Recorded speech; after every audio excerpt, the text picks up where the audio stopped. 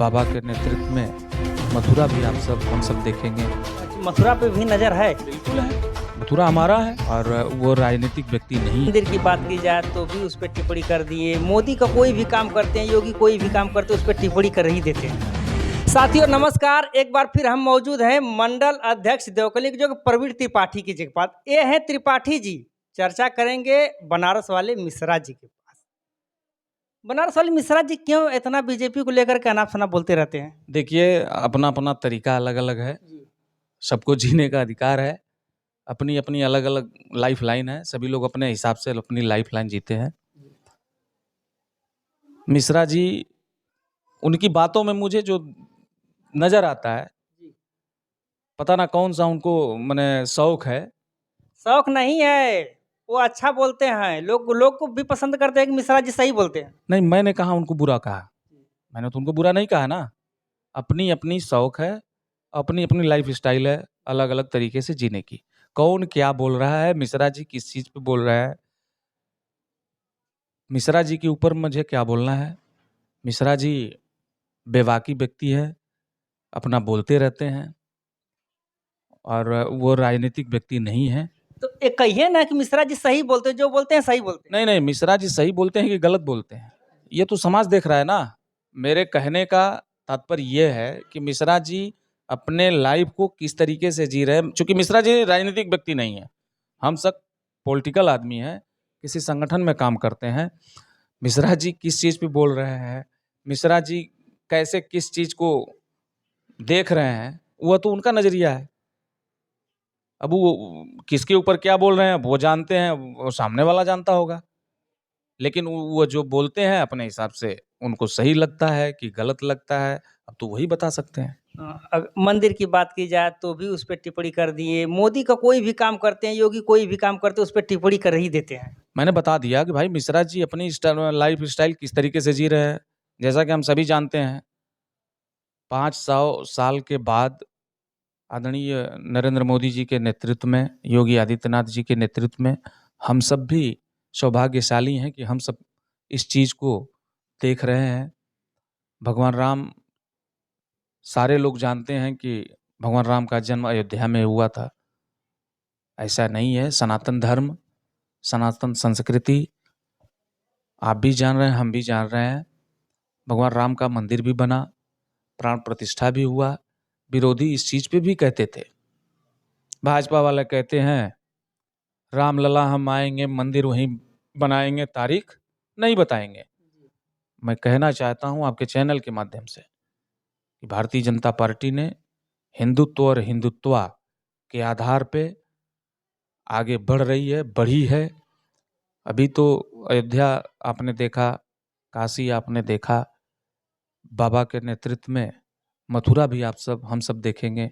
मथुरा पे भी नज़र है। बिल्कुल है, मथुरा हमारा है। लेकिन मथुरा आपका है, लेकिन समाजवादी लोग बोलते हैं कि मथुरा हमारा है। नहीं, मथुरा हिंदू सनातन का है, भगवान कृष्ण की जन्मस्थली है। इसलिए मैं कह रहा हूं कि मथुरा सभी हिंदुओं का है। विवाद है, विवाद कोर्ट से जो चल रहा है, ऐसा तो आज है नहीं कि आज कोर्ट में दाखिल हुआ है। ये तो काफ़ी लंबी प्रक्रियाएं हैं, कोर्ट चल रही है, इस पे बहसें हो रही हैं, अलग अलग सर्वे हो रहे हैं। जो भी निर्णय आएगा, कोर्ट के निर्णय का हम सभी हिंदुस्तानी, सभी भारतीय, सभी उत्तर प्रदेश के लोग, सभी गाजीपुर के लोग इस चीज़ को मानेंगे। जैसे कि भगवान राम का मंदिर बना, कोर्ट ने उसमें फैसला दिया। ऐसा नहीं है कि जबरदस्ती मंदिर बन गया। दोनों पक्षों के बीच में जो बहस हुई, जिरह हुआ, फैसला भगवान राम के पक्ष में आया, भगवान राम का मंदिर बना। उसी तरीके से मथुरा पे भी कोर्ट में जो मुकदमे चल रहे हैं, कोर्ट द्वारा ही निर्णय होना है। जबरदस्ती अगर बनना होता तो अब तक तो कितना खून खराबा होता देश में। लेकिन धन्य है योगी आदित्यनाथ जी और अपने नरेंद्र मोदी जी। देश के जुडिशियल पे भरोसा है, देश की जो कोर्ट है उस पे भरोसा है। जो भी निर्णय आएगा हम उसका स्वागत करेंगे, सम्मान करेंगे। अगर देखा जाए, एक इंटरव्यू हम लिए थे आजमगढ़ में जाकर के, पिछड़ा वर्ग के प्रदेश महासचिव थे पतरू विश्वकर्मा जी। वो कहते हैं कि मोदी जी बोलते हैं, योगी जी बोलते हैं 400 के पार, 400 के पार। तो क्या सीट 400 के पार बोलते हैं या कुछ और 400 के पार बोलते हैं? नहीं, 400 के पार मोदी जी ने शुरू से इस 24 के चुनाव में मोदी जी ने एक टारगेट तय किया कि हम 400 के पार का मतलब जो लोकसभा की सीटें हैं, हम सब कार्यकर्ता, संगठन के लोग, शीर्ष नेतृत्व के बताए हुए रास्ते पे काम प्रारंभ हुआ है। तेजी के साथ संगठन के लोग संगठन के दिशा निर्देशन अनुसार काम कर रहे हैं। 400 के पार तो जाना ही जाना है। अगर देखा जाए तो पतरू विश्वकर्मा जी जो कि पिछड़ा वर्ग के प्रदेश महासचिव कांग्रेस के हैं, वो बोलते हैं 400 के पार सीट नहीं, 400 के पार आटा जाएगा, चावल जाएगा, और सरसों का तेल जाएगा, डीजल जाएगा, पेट्रोल जाएगा। वो तो ये बोलते हैं। अब चूंकि पतरू विश्वकर्मा जी आपके चैनल के माध्यम से बोले, हम आपसे पूछना चाह रहे हैं कि जो यही सरकार जो निगेटिव समाज में लोग चला रहे हैं, विपक्ष के लोग, आज सरकार किसानों का गेहूं हुआ चाहे धान हुआ खरीद रही है। जैसा कि हम सभी जानते हैं, कोऑपरेटिव तमाम ऐसी दुकानें हैं जो बनाई गई हैं जगह जगह, 19-20 रुपए प्रति केजी के हिसाब से सरकार धान ले रही है। लगभग 20-22 के हिसाब से सरकारें जो है गेहूं खरीद रही हैं। आप देख रहे हैं, सारे लोग इस चीज को भी देख रहे हैं, लेकिन विपक्ष जो है, जो निगेटिव चीजें हैं उसको दिखाता है, उसको बताता है, उसको प्रेस चैनल में कॉन्फ्रेंस करके लोग बताते हैं। सरकार आपका गेहूं, किसानों से गेहूं खरीदा गया। एक तरफ सरकार 2 से ₹2.5 प्रति केजी गेहूं माने गरीब जनता के लिए अवेलेबल कराया दे रही थी। कोरोना काल से लेके अब तक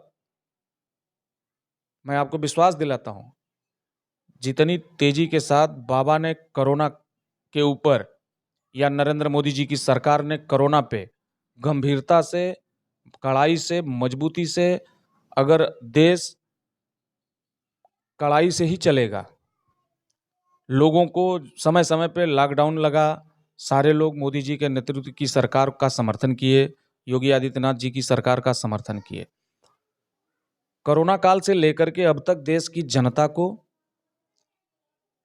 और मैं देखता हूं, हम लोग भी गांव में ही रहते हैं, फ्री में राशन सरकार मुहैया करा रही है, फ्री ऑफ कास्ट।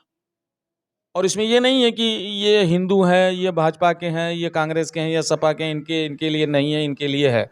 मैं पूछना चाहता हूं विपक्ष के लोगों से, सरकार 20 रुपए 22 रुपए प्रति किलो के हिसाब से खरीदती है, वह ला करके 2 से ₹2.5 में जब चल रहा था तो गरीबों को राशन की दुकान से, गल्ले की दुकान से दिया जाता था।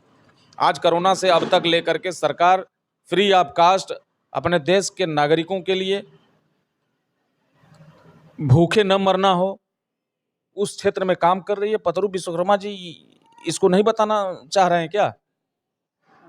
एक अंतिम सवाल हमारा चलते चलते ये रहेगा, अगर गाजीपुर की लोकसभा सीट को लेकर चला जाए, फिर वापस चर्चा कर लेते हैं हम, तो कई प्रत्याशियों की सूची के में नाम चल रहा है।